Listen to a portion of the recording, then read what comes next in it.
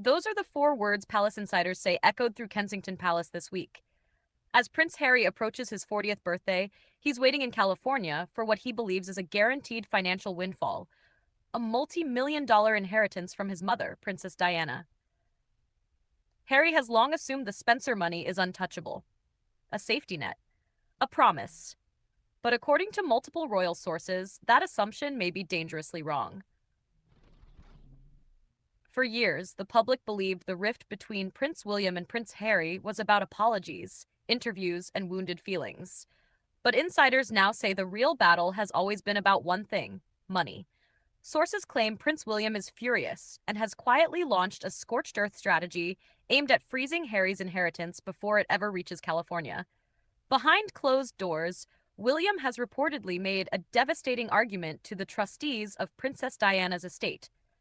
Harry has betrayed the family, and by doing so, forfeited the moral right to unrestricted access to his mother's fortune. And this time, William isn't fighting in public. He's fighting in the archives. Royal insiders say William's legal team has been digging through private Windsor and Spencer papers stored in restricted royal archives. There, they allegedly uncovered a powerful weapon. Not a law, not an act of parliament, but a handwritten document known as the 1993 Letter of Wishes.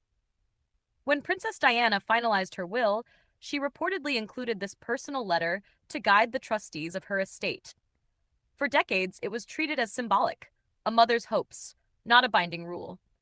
But William is now arguing that the letter carries both moral and legal weight. According to sources familiar with aristocratic trusts, the letter emphasized two things: providing independence for Diana's sons and protecting the dignity and standing of the family. William's position is blunt. The second condition has been violated.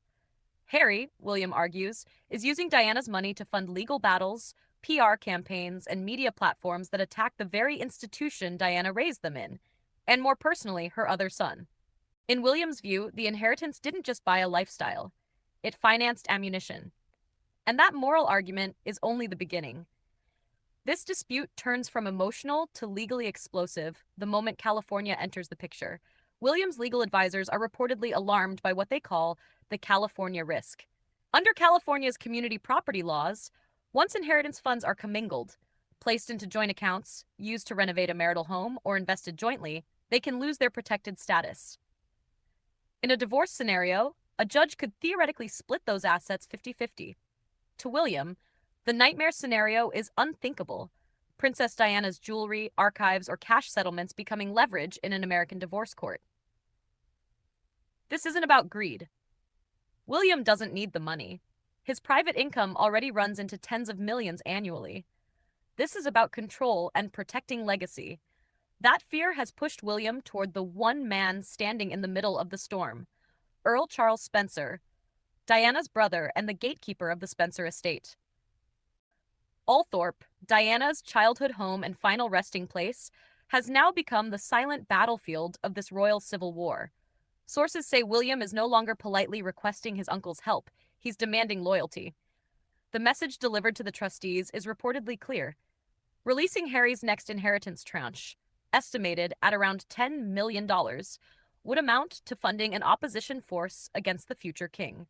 For Earl Spencer, the choice is brutal: support William and risk destroying his relationship with Harry forever, support Harry and risk alienation from the crown itself. The financial straitjacket: if moral pressure fails, insiders say William has a backup plan, and it may be even more humiliating for Harry. It's called a protective trust variation. Under this structure, the inheritance would technically belong to Harry, but the principal amount would remain locked inside a UK-based trust.